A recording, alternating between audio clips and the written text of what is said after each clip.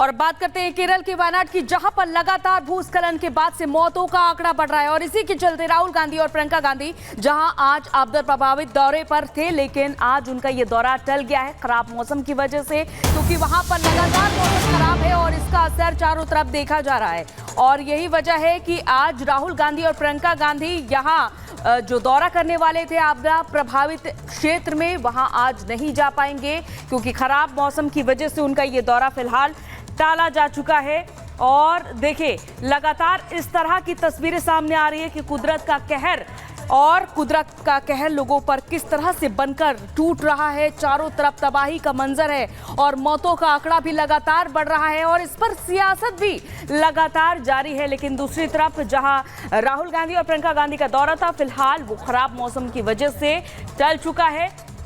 लेकिन साथ ही साथ आपको बताते चले कि केरल के सीएम ने 2 दिन का राजकीय शोक भी घोषित किया है इसी के चलते। और अब बात करेंगे संसद में जोरदार टक्कर की। कल संसद में जोरदार हंगामा हुआ। अखिलेश और राहुल के सियासी तीरों का अनुराग ठाकुर ने करारा जवाब दिया। हलवा सेरेमनी से लेकर जाति तक की बातचीत हुई, लेकिन इस दौरान कैसे तर्क वितर्क हुआ, कैसे अनुराग ठाकुर ने सियासी निशाना साधा, इस रिपोर्ट में आपको दिखाते हैं। मैं खुद मिलिट्री स्कूल का पढ़ा हूँ।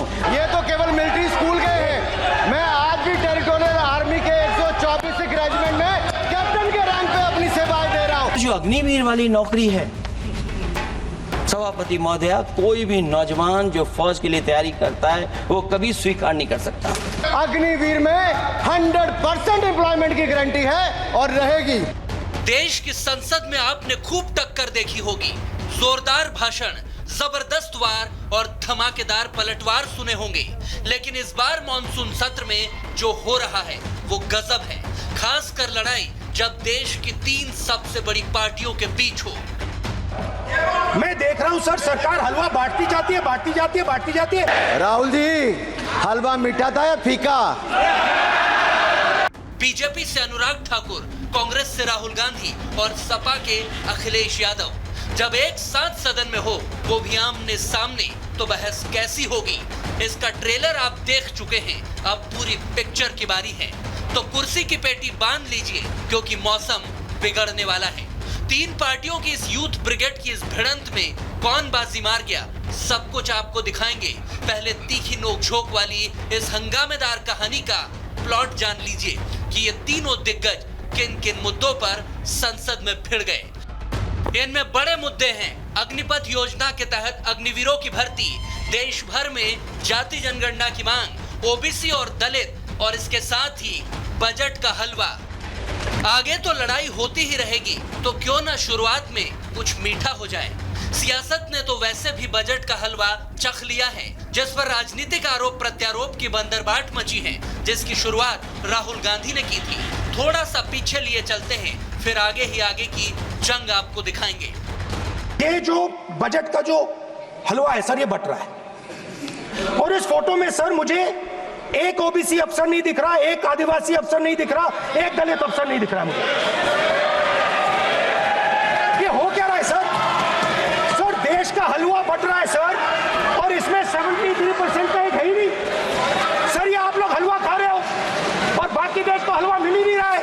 मगर सर, मैं देख रहा हूं सर, सरकार हलवा बांटती जाती है, और बांटता कौन है?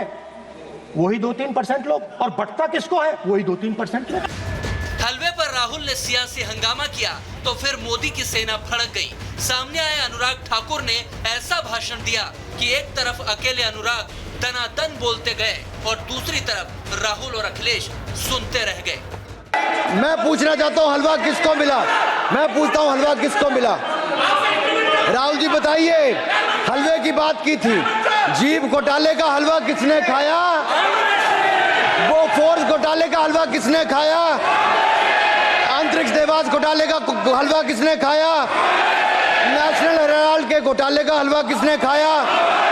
सबमरीन घोटाले का हलवा किसने खाया? अगस्ता वेस्टलैंड घोटाले का हलवा किसने खाया? 2G स्कैम हलवा किसने खाया? कॉमनवेल्थ स्कीम का हलवा किसने खाया?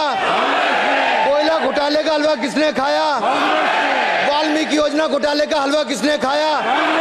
चारा घोटाले घोटाले का हलवा किसने खाया? यूरिया स्कैम का हलवा किसने खाया? राहुल जी, हलवा मीठा था या फीका? मोदी के योद्धा तो एक एक कर ऐसी धुलाई करने लगे कि संसद में जबरदस्त हंगामा होने लगा। बात बजट के हलवे से लेकर ओबीसी दलित पर आ गई, क्योंकि इसी जाति कार्ड को लेकर राहुल ने बजट का हलवा तैयार करने वालों में पिछड़े अफसरों के न होने का आरोप लगाया था। लेकिन बीजेपी सांसद ने जाति जनगणना पर ऐसा बयान दे दिया जिसने राहुल अखिलेश को लाल कर दिया। जिसकी जात का पता नहीं वो गन्ना की बात करता है।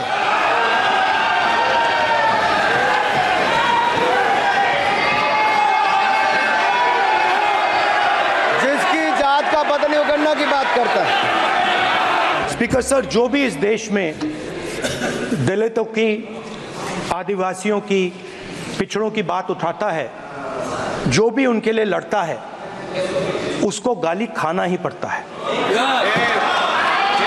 और मैं ये सब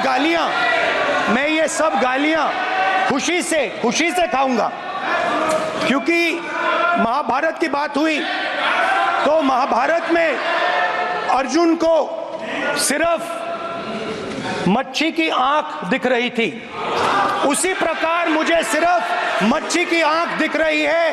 जाति जनगणना हम करा के दिखाएंगे। खत्म।